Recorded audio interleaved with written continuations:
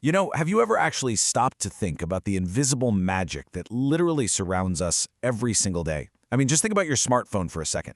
It has half a dozen separate antennas hidden right inside it. We're talking about the Wi-Fi streaming your favorite shows, the cell signals connecting you to practically anyone on the planet, satellite feeds guiding your map apps, the whole shebang. We absolutely rely on this invisible web. But how often do we actually ask how it works? Well, welcome to This Explainer. Today, we're taking a really fascinating journey to uncover the hidden mechanics behind these signals. We are going to make the invisible visible. Okay, let's take a super quick look at our roadmap for today. We'll start with translating the invisible web, move right into the language of waves, check out the shapes of the signal, discover the power of antenna teamwork and beamforming, and wrap things up with the future of connectivity. Let's dive in. Section 1. Translating the invisible web. Let's kick things off by defining what an antenna actually does at the most fundamental level. So, the absolutely crucial word to remember here is transducer. Think of an antenna as, well, basically the ultimate bilingual translator between the electronic world and the physical world. Whether it's beaming a signal out or catching one from a tower miles away, it acts as a transducer. When receiving, it physically catches invisible radio frequency, or RF energy, from the air and translates it into alternating current, or AC, for your device. And when it's transmitting, the exact opposite happens. It takes the AC from your phone and literally throws an RF field out into the open air. Pretty cool, right? Section 2. The language of waves. Now, what's really interesting is how we actually generate those waves in the first place. Seriously, how does a simple piece of wire create a wireless signal? At first glance, it honestly kind of seems like magic. But there's no magic here, just some incredibly cool physics involving the fundamental principles of radiation and the movement of energy. All right, let's break this down into a simple three-step process, all thanks to Maxwell's equations, which are basically the ultimate rule book for how electric and magnetic fields interact. Step 1, you have the acceleration of charges. Step 2, this creates a time-varying current that flows right through a conductor, like our simple wire. And step 3, that changing current actually generates an electromagnetic wave that propagates or physically travels through space. Once they get going, the far-field approximations of these equations tell us exactly how these waves will behave over long distances. Now, this brings up a super important difference between the chaotic energy right next to the antenna and the stable waves we actually use. The space around the antenna is actually split into zones.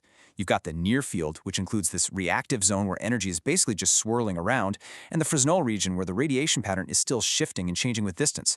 This is exactly why tapping your phone to pay at the store uses near-field communication, NFC. But if you're calling a cell tower miles away, you are relying entirely on stable far-field waves. Out in the far field, also known as the Fraunhofer region, the angular field distribution locks in and is practically independent of distance.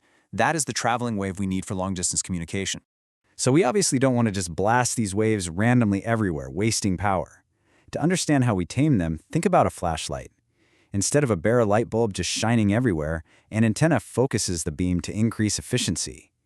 Directivity measures that exact focusing ability. And gain? Well, gain goes a step farther. As you can see in the formula, gain equals efficiency times directivity. Basically, it factors in how perfectly the antenna actually converts its electrical power into those focused radio waves.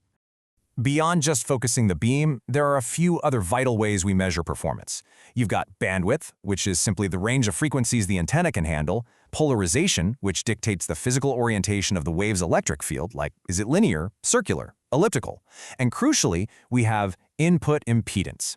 To get the maximum power transfer, the antenna's impedance usually needs to match 50 or 75 ohms. If there's a mismatch, the waves literally bounce back. This creates a high-voltage standing wave ratio, or VSWR. In the real world, this is exactly what causes your phone to suddenly drop a call or rapidly drain its battery out of nowhere. Section 3. Shapes of the signal. Let's see how all this underlying physics translates into the physical hardware we use every day. When it comes to antenna design, form absolutely follows function. There is definitely no one-size-fits-all here. Up top, you have classic wire antennas like dipoles or monopoles. These are kind of our standard references. Next, aperture antennas like horn antennas. These use a physical opening to pass waves and are heavily used in microwave frequencies. Then we've got reflector antennas like those massive parabolic satellite dishes which reflect waves onto a large surface to focus a super tight beam for high-gain, long-distance communication. And finally, the unsung heroes, microstrip or patch antennas. These tiny metallic patches sit on grounded substrates, and they literally revolutionized modern communication, hiding seamlessly inside your mobile devices because of their incredibly low profile. But listen, before any of these crazy physical shapes are actually built, engineers need to know for sure that they'll work. So they rely on computational electromagnetics, or CEM. This is essentially a superpower for designers.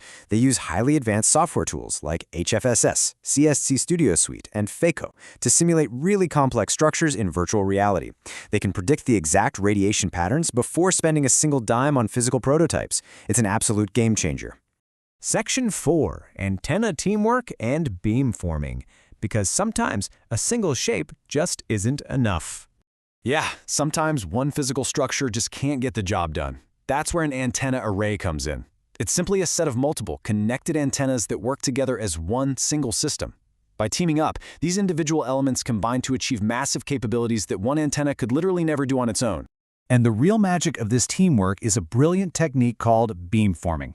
Think about this. Instead of physically turning a giant, heavy satellite dish to point at a moving target, an array lets engineers steer the signal electronically. By just carefully tweaking the phase and amplitude of the signals going into each individual element, the overall beam changes direction.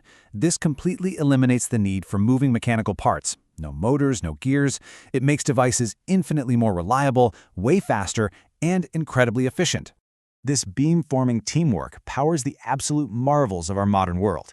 It's the exact backbone of 5G massive MIMO arrays, which is exactly why you can still stream high-def video when you're packed in a stadium with 50,000 other people. It drives precision satellite communications, using phased arrays to stay perfectly aligned over thousands of kilometers. And it's what makes the Internet of Things possible, giving us those tiny, efficient, multi-band antennas needed for compact smart devices all around your home and city. Section 5. The future of connectivity. As we look ahead, the way we use these core principles is getting seriously sophisticated. The future promises some mind-bending innovations, for sure. First up, metasurfaces. These are artificially engineered materials designed to manipulate electromagnetic waves in bizarre, amazing ways that natural materials just can't do. Then, imagine transparent antennas. Picture antennas completely integrated right into the glass windows of skyscrapers, or baked into solar panels, seamlessly turning entire smart cities into massive invisible communication hubs. And looking even further, terahertz antennas. As we push towards 6G, we'll be operating at extremely high frequencies to unlock unbelievable terabit per second speeds. So while the technology has evolved wildly, from those simple early wire dipoles all the way to the massive MIMO arrays powering today's 5G, the fundamental physics is still the critical backbone. Everything still relies on those exact same core principles of converting electric current into traveling electromagnetic waves. Grasping this underlying theory is absolutely essential for anyone who wants to understand the future of global connectivity. Which leaves us with a pretty fascinating thought to close on. As these essential transducers become totally invisible, engineered straight into the glass and fabric of our cities through metasurfaces and transparent tech, will the physical antenna as we know it completely disappear? I mean, when every single window is a transmitter, what will the word antenna even mean tomorrow? Definitely something to think about the next time you connect to our invisible web. Thanks so much for joining me for this explainer, and I'll catch you next time.